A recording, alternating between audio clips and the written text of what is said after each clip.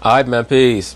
So, brothers, a little bit over a week ago, Mr. Markelle Fultz, the #1 overall draft pick last season, decided that he was going to depart from the Philadelphia 76ers, the team that drafted him, and have an independent physician investigate his shoulder, which seems to have been the cause of most of his problems, allegedly, even though there's some suspicions that the real problem is in between his ears.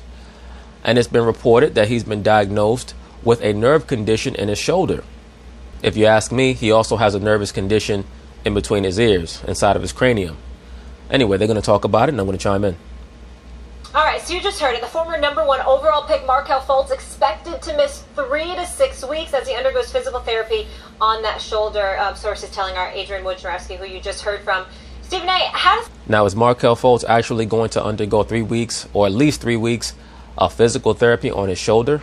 Or is this time to give him to decompress, quote unquote, as Kyle Lowry would say? I saw the NBA beat writer Zach Lowe on the Rachel Nichols show The Jump the other day. And one of the revelations that he brought forth is that the reason why this diagnosis of Markelle Fultz having this thoracic outlet syndrome issue with his shoulder has been pushed out or propagated to the public is not because that's actually what they diagnosed, but because they've eliminated every other possibility, and this is the last condition that they could feasibly assign to whatever it is that is wrong with him, while also justifying his claim that he has a physical malady or some type of physical ailment. In other words, he does not actually have it. It's just this is the only thing that they cannot exclude. How does the process look now? Awful. And I don't say awful in terms of Joel Embiid and Ben Simmons, because obviously it looks very, very legitimate in that regard. It's awful, but let's be very, very clear. Sam Hinkie, the former general manager for the Philadelphia 76ers, who was dismissed from that role and replaced by Brian Colangelo, looks good here because it's not his fault that it's this bad right now. I think a legitimate argument could be made that in all likelihood he would not have drafted Markelle Fultz, that he's somebody that would have grabbed a Jason Tatum or De'Aaron Fox or probably not a Markkanen or a Dennis Smith. Right, but a lot is being made of what the previous general manager of the Philadelphia 76ers would have done. We can't live in the past. At the end of the day, Markelle Fultz was somebody who seemingly came out of nowhere. I remember thinking that even before the draft that he was coming out of nowhere, and that it was very strange that they were thinking about drafting someone #1 overall who was on a team that was about 15 games under 500 in the Pac-10. So that tells me right there that he's not a player who makes his teammates better. But all well and still, no one could have predicted that he would come into the NBA with the issues that he's had. Smith or Donovan Mitchell, because they came a little bit later on in the draft, but those are just the players that in the same draft class as Markelle Fultz who went after him, including Lonzo Ball. And right now, it appears to be the biggest bust in NBA history. I don't recall, even with Kwame Brown, Michael Olowokandi, and others. I was about to name those names, Stephen A. Smith. We can't call him the biggest bust in NBA history yet. We have to wait and see how he looks when he finally comes back. But I'm not quite sure if there can be a bigger bust than Kwame Brown. Like, Kwame Brown might be the worst #1 overall pick that I've ever seen. But at least he has the excuse that I believe he came straight out of high school.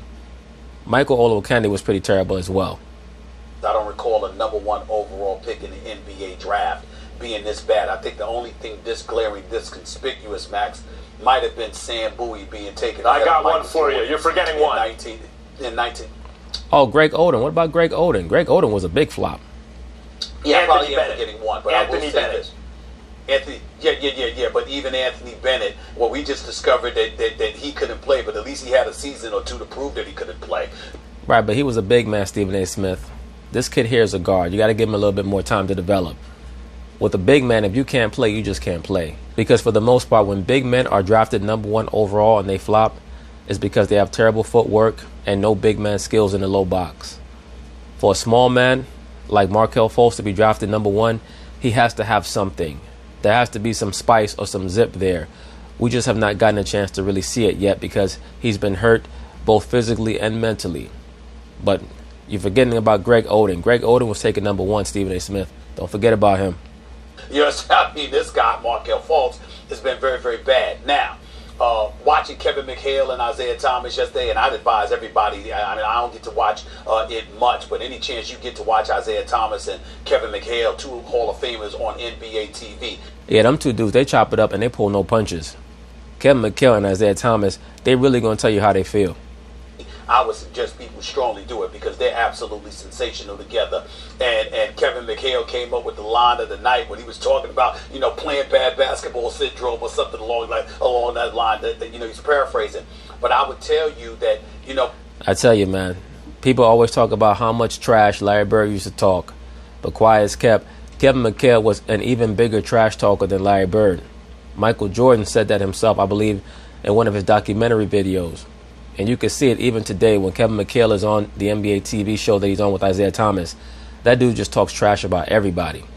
None of us are in a position to speak intuitively or intimately about what's messing with Markelle Fultz psychologically, but I can assure you this is not just about his shoulders. And Raymond Brothers, a fabulous agent with a great reputation. Raymond Brothers or Ringling Brothers is his agent, Stephen A. Smith. He speaks and he's supporting. Because this is a three-ring circus. Supporting his client, and he's getting them away from the Philadelphia 76ers. But it was obviously in the Philadelphia 76ers' greatest interest to do everything that they could to get Markelle Fultz healthy. I'm not saying that he doesn't have a shoulder injury. Please don't get me wrong. I am telling you it is not just about that. This man has some personal demons that are none of our business, that most of us don't know about intimately and probably never will, nor should we. But I will tell you. Well, clearly you know something, Stephen A. Smith. Let's guess.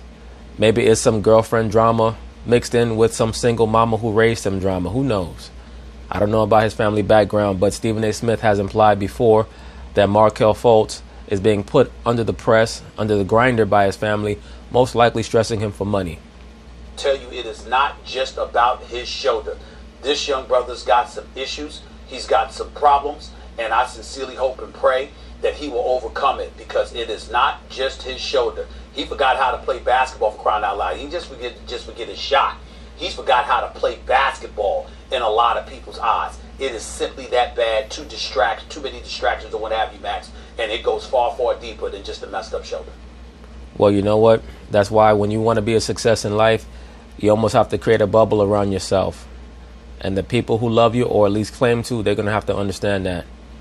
Markelle Fultz is going to have to cut a lot of people off if he wants to make it in the NBA. Okay, everybody. Gather around, young children. Uncle Max has a science lesson for you. Well, we pretty much already know what your dumbass is going to say. It's going to have something to do with Sam Hinkie.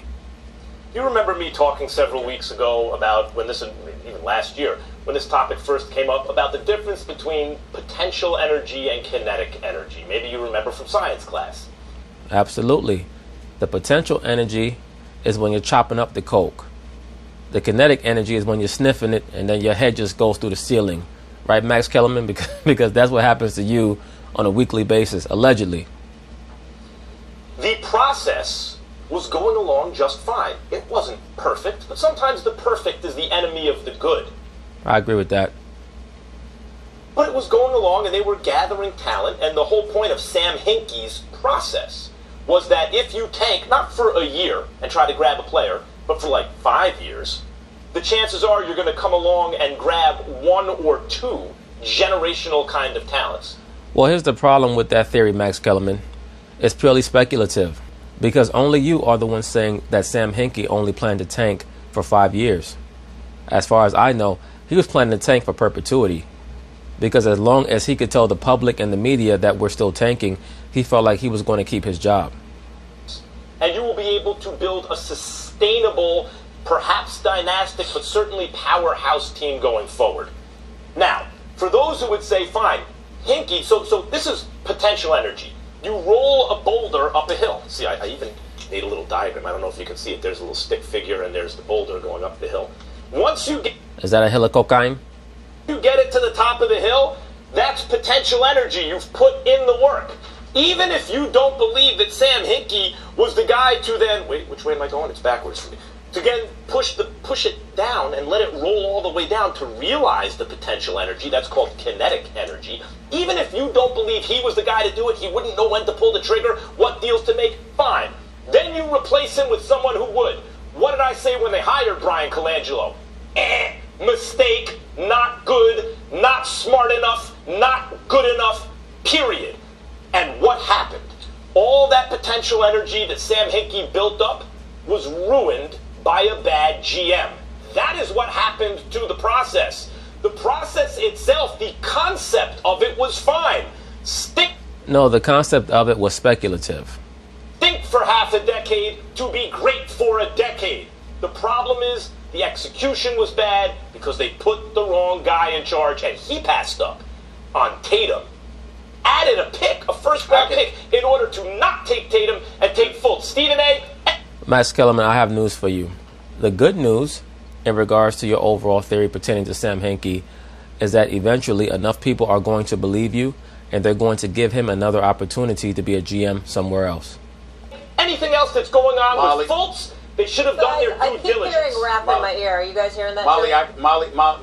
Molly, I can pick apart that argument, but Max Kellerman was very slick in this debate, and I think America needs to know it. The producer's been in our ear for the last minute and a half telling us to rap. Well, we've been talking so for a minute and three-quarters. What are you talking about? You know what I'm saying? You got away with it. You Hold brought up on. something We you know got how to get about 8 away minutes with. for a That's segment. Is I spoke for about a minute and a half. It's a legit contender, and they added Jimmy Butler. Let's continue this conversation another time because it's good on both ends, and we ran. Yeah, well, it ain't that good. It's pretty predictable. At the end of the day, we already know what's going on with Markelle Fultz. Stephen A. Smith has alleged multiple times that Fultz is having personal issues with his family. I'm not quite sure what his family background is. I hope that he's able to resolve it. One would think that if there are extenuating circumstances, that it's most likely because there's no man as the head of the household. If I'm wrong about that, one of you brothers can correct me, because it would make it even more shameful if Markelle Fultz was going through any type of travail and there was an elder man there who should be restoring order and keeping everyone in their proper place with their proper perspective. Unfortunately, so many of these young cats, they get drafted and their family tries to treat them like they're Bill Gates. Most of these guys are only making a couple of $1 million a year.